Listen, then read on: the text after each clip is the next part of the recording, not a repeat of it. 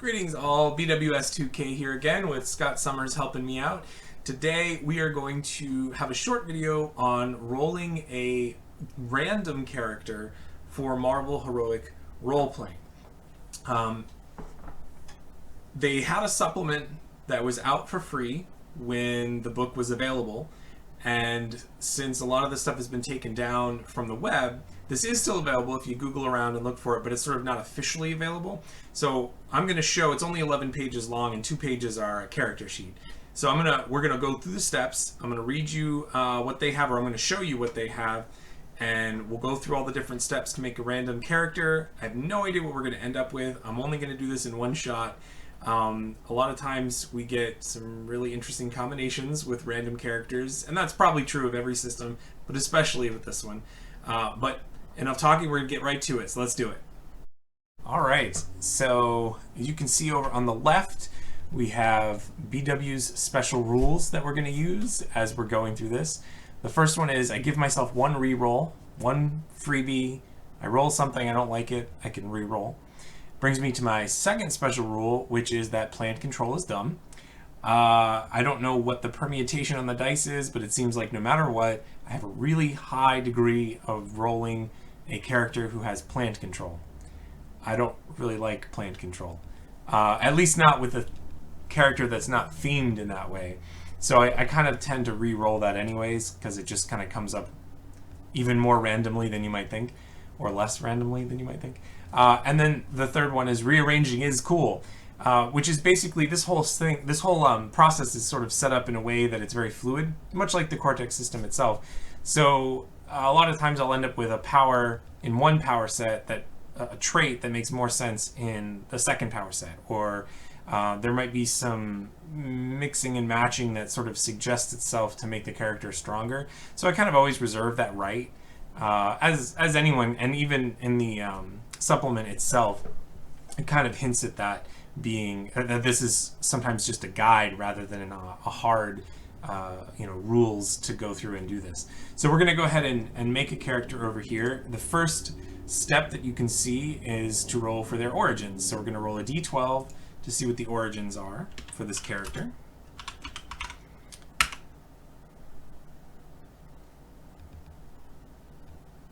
And the computer is locked up. Or do I need to scroll? What are we doing? Ah, there we go. Ooh, it was worth waiting for. It was a 12. So when you roll a 12 on the origins, it says roll twice, and then take the higher number of power sets offered, re-rolling any duplicate origins, and take all other benefits or limits. So each origin on the list has sort of the bare bones structure of what the character sheet is going to look like. And when you roll a 12, you actually get the best of 2 different worlds. So we'll roll twice, roll another d12, and that's a 6, and then again another 6. But it does say re-rolling any duplicate origins, so we got to roll again. And we got a 10, so a 6 and a 10. So a 6 is altered human, and a 10 is a trained human. So right out of the gate, knowing what altered humans are, and it says over there in the left sidebar, altered humans were once ordinary people. They were changed by another force to possess innate powers. So this is Spider-Man, Fantastic Four. This is your run-of-the-mill superheroes. And then trained humans would be someone like Black Widow or Hawkeye, someone who doesn't possess superpowers, but they are still extraordinary humans. And they give Iron Man as an example too. So this is someone who is both a trained human and has superheroic powers. So either they started out maybe as a shield agent and gained powers, or they are a super who is maybe part of an organization that allows them to be really hone their skills. They're not just out there on their own doing their own thing. So let's make the notes of what we need. So a 6 was the altered human, so we have 2 power sets from that. An additional power trait at d8 to the primary power set. And then an additional expert specialty. But then now we're going to look at 10, which was trained human, which says 1 power set. So we're going to keep the 2 power sets we have. It says gain 2 more specialties. one at expert and one at master. So I'm going to go another expert. Actually, we can just back it up. It's going to be 2 expert specialties and 1 master specialty. So make those notes there. And scoot on over. Now we roll for affiliations. Got a 3, which is buddy, solo, team in that order. So buddy, solo, and team. And I do have down here at the very bottom the blank character sheet. So we can start to move dice there. So it was buddy first, so buddy's getting the D10. Solo's getting the D8. And team is getting a D6, which is interesting because we were saying maybe they were part of some organization that gave them training, but their weakest affiliation die is the team die. So it does make me feel like either they are an accident of some kind, maybe like a henchman level or sort of foot soldier level that has been elevated, so maybe they got their powers after the training, or maybe they were trained in something that was really specific, like an AIM scientist who doesn't work necessarily particularly well as a team anymore, but did kind of in that low level stuff. But they have buddy at D10, so they work well with a partner, which is, as you go, you kind of build on this and think it through, or at least I do. We'll go back up. Next thing is for our primary power set, which is a D12, /R1 D12. And we got a 12 there. Wow, this is really awesome. So we roll twice, gaining the benefits of both. So we're going to roll again. Actually, I can just do that, which is another 12. I don't roll like this when I have players. So it's going to be roll twice, and then there's a roll twice off of that. So it's going to have to be 3 times then. So we have 3, 10, and 4. So 3, 10, and 4. So 3 is 1 D10 and 1 D8. 10 is 2 at D10, so we're going to add that in. And 3 at D8, so that's 4 D8s. And then a 4 is 3 power traits at D8. So that's 7 power traits at D8. Yikes. Yikes. This is a... wow. Okay, and then we have to roll for the second power set. So I'm going to just come down here because I'm going to forget that. That's not just a simple thing to remember. So we've got 3 D10s. So let's do a copy paste here.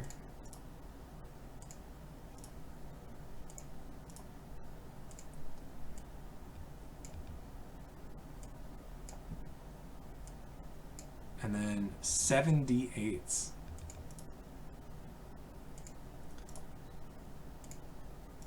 1, 2, 3, 4, 5, 6, 7. Now, obviously, that's like a lot. So it may turn out that we combine some of those D8s into some D10s, or even make a D12 out of a couple of them or something, just kind of for the sake of sanity. But we'll see what the second power set is. So we go back up and we look at the secondary power set. That's just a D10. I think I'm going to roll a 10. Nope, just a 4. So 4 is just 1 trait at D10. So we can grab one of these and bring it down here. Sorry, these all should be up here. Oops. And just 1 lowly D10 in the second set. All right. But now we've done that, so now we move to starting to define what the powers are. So it says for each power set, roll a D10 on the appropriate table for the origin of the hero, and in the case of multiple origins, pick between them. So I think we're going to choose the altered human for the origin in terms of this section, because we've got 2 different origins. So we're going to roll for each power set. We roll 1 D10. We could actually, we could switch it up. We could roll an altered human on the first power set and trained human on the second power set.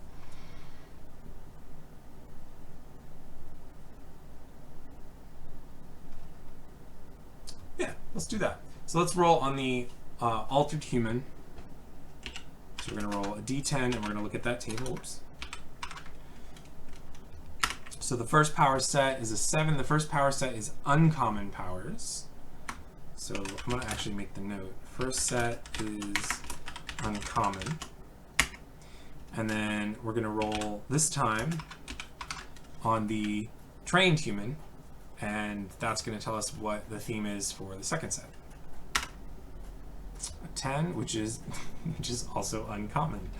All right. So do we want to keep that? That's, I mean, that's a good roll in the sense that it's a 10, but so many uncommon powers, and you know it's an uncommon power. Do you see that over here? Plane control. I'm gonna roll again for the trained human one. This will be my re-roll, I guess. Just because I don't want to have both power sets pulling from the same list. And 8 is mystic powers. All right.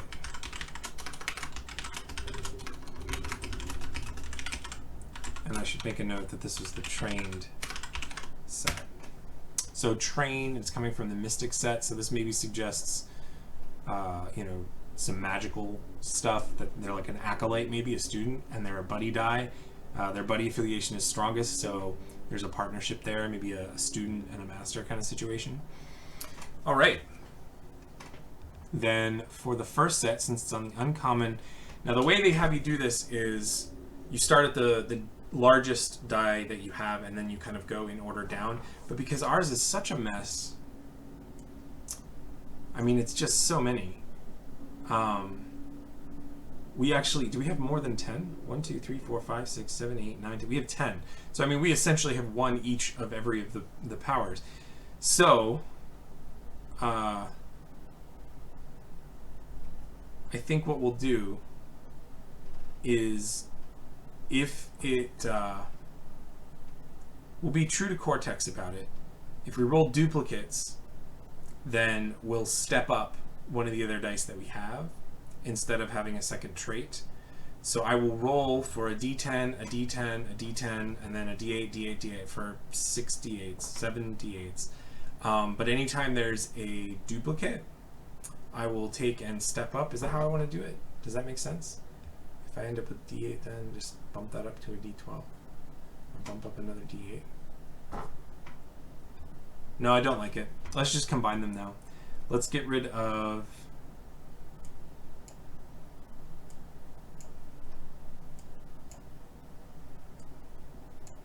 three d8s and add in another 2 d10s.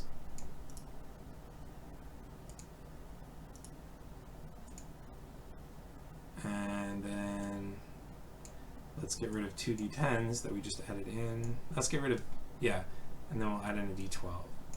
So we have a 12, 3 10s, and 3 8s. This still seems like a lot, doesn't it? All right, let's get rid of 2 more d10s and do a d12, and 2 more d8s and do a d10. I'm totally ballparking it here. No idea what to expect, but it does feel like this is maybe a little bit better. Some obvious strengths and something that's a little more realistic. Gosh, I don't know. It's still a lot. But let's keep it this way. Actually, if we order it like this, then we'll be able to keep track of it a little bit better. So we're going to go with D12, D12, D10, D10, D8. This is kind of where it's that fluid nature. And this is on the uncommon table. So we're going to roll a D10. So our first D12 power is size changing.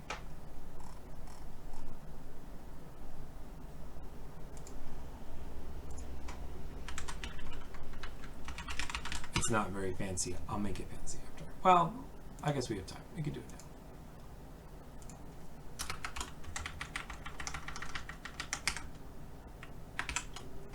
Alright. So size changing D12. Next one. Another D12. We have animal control. Oops.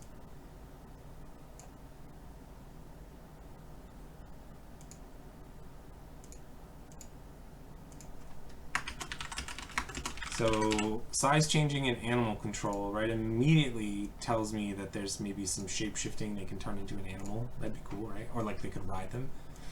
Kind of like an Ant-Man situation. All right, now this is going to be, is this a D12? This is the two D10s coming up. So we got a D10, 9, which is stretching.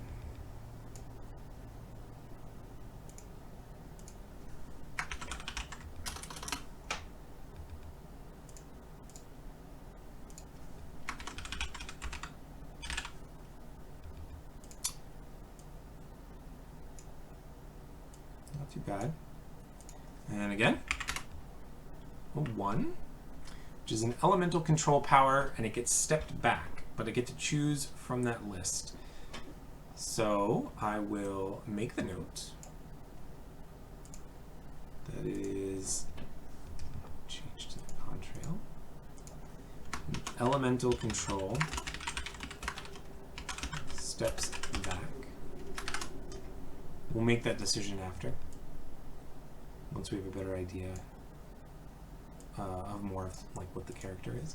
And then for the D8, 3, which is invisibility.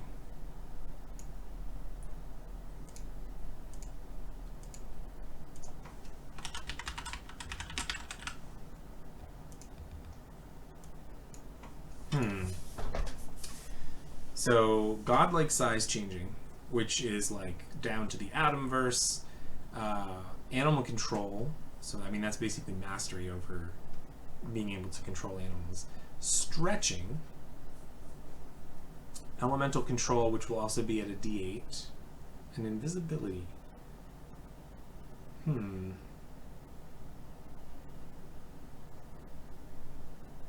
Okay. Well, now we need to roll. Oops. Now we need to roll for our mystic power.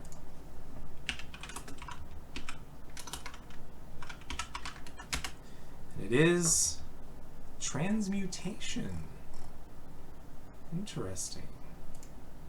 Not one I end up with very often. But definitely fits sort of that magic theme that we were kind of hinting around earlier. Okay. This is almost shaping up to be like a demigod or something like that. All right, next step. We did the powers. Now we have SFX and limits. And actually, if I scroll up where my notes were, I can just jot those in. And again, those are something that I will pick later once we have settled on something. So there were no extra SFXs or limits, so each set is just going to have one of each.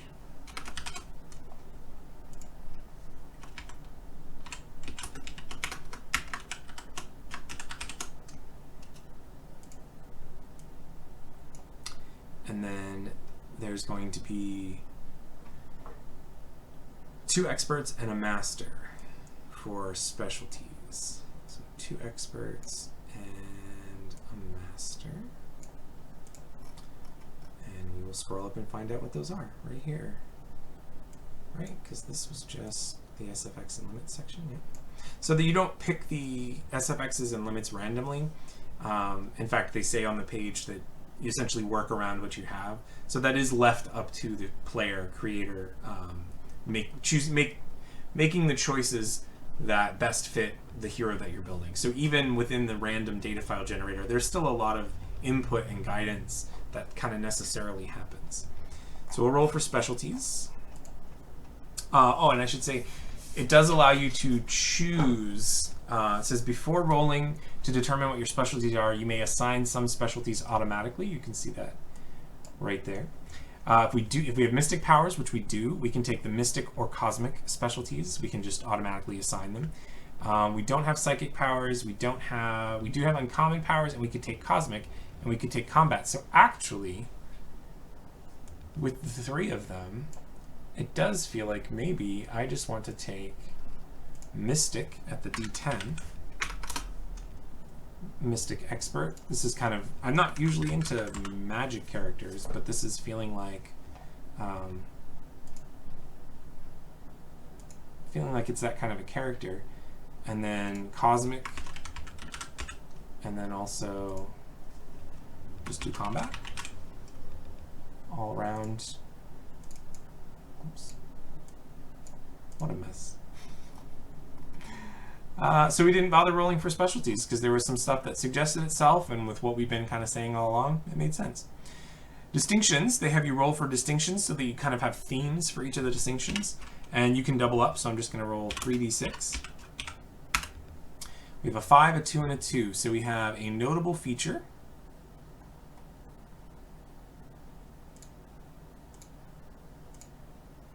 Should probably choose a smaller font here. Notable feature, and then oops, and then what is 2? 2 is outlook or reputation. So outlook or reputation, which is nice because we have 2 of those, and that's 2 different things. Outlook or reputation.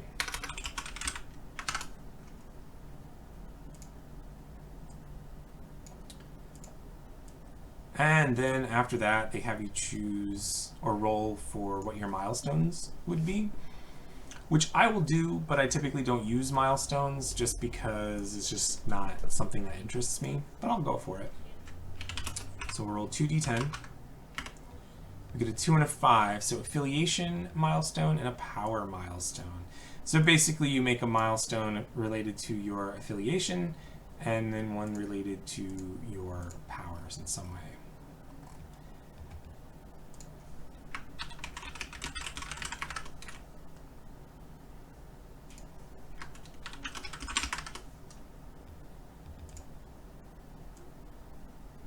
Now the affiliation thing, we talked about maybe doing like a student, master, acolyte sort of situation dynamic, and that would definitely be a milestone related to the affiliation. Powers, what's interesting is the transmutation power is from the Mystic set, so it almost feels like the top power set. Did I mess that up? Was it supposed to be the second set is Mystic from trained? So yeah, so it was like they were trained. So it feels like they were trained in transmutation, and became fairly capable in it. Certainly with Mystic Expert, that would add to that idea. So then it becomes a question of the uncommon power set was, or what was the first power set officially? Altered Human? Altered Human Uncommon. So almost like it's a different, like from a different dimension, or like an alien species, or a race of beings from an alternate dimension, or maybe just you know, a magical creature of some kind, with size changing and animal control being like at the top, and then stretching, which stretching doesn't always mean like Mr. Fantastic. Sometimes it can represent like tentacles or a prehensile tail.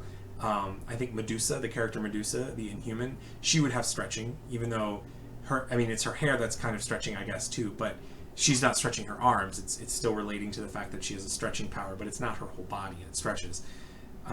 So yeah, maybe like a tail, or really long limbs, or extra limbs. Elemental control that we get to choose, and then invisibility. Now the invisibility one could be camouflage, so like a camouflage pelt, or something like a chameleon where they can actually sort of blend in. So I'm thinking more like a beast character, beast creature here. So then the elemental control, the elemental controls are, I think, do they give us a list? They say it can be air, cosmic, dark force, earth, electric, fire or heat, gravity, ice cold, kinetic, light, magnetic, sonic, technology, weather, or water. So if it's a water creature, we could do water. If it's an air creature, we could do air. Like, we could match it up like that. Or we could go cosmic. Elemental control of cosmic. to represent the fact that this is a creature that's obviously gifted in the cosmic ways. All right, so here's what we're gonna do. I planned just a short video, and this was the random data file generation process. So having done this, I am going to pause and spend some time thinking on what I want this character to look like, and that's going to be next week's video. So we'll bring this video to a close, and if you have any ideas, any suggestions, throw them in the comments. If something sticks out to you that is an obvious, you know, oh, this connects to this, or if I mess something up, you can point that out too. And if you like these kind of videos, if you're saying, BW, where's the playthroughs? We want more playthroughs. We'll get to it. I'm hoping to do that with this character. But definitely let me know in the comments. And yeah, my brain is going now. Thanks so much for watching. For me and from Scott, he was quiet today. It's late. It's a Saturday night. He's kind of, you know, he's taking his nap. Thanks so much for watching. We'll see you next time. Bye now. Wait. In reviewing my video, I realized that I forgot that there is a D8 trait that goes onto the primary power set from the Altered Human Origin. I didn't add that in there, so there's yet another D8 that needs to go into that primary set. But I'm going to roll it now. I've already got some ideas about things kind of being reassigned and how I'm going to move them around. So we're going to roll it right here, and we're going to roll it under the... It was uncommon for the first set, so let's see what that does. Ooh, I think that's another elemental control, right? Yep. And it was a D8, so it's going to get stepped back. So there's going to be a D6 elemental control as well. So let's throw that in there. All right. So maybe then this relates to how this character, maybe like before when I was saying air for an air creature, so maybe this has to do with flying or swimming or something like that. I've got a lot of ideas already going. But okay, this was like a post-credit deleted scene stinger, something like that, whatever it's called. But I wanted to let you know, I did notice that I did mess up, and I just fixed it. Cool. Thanks.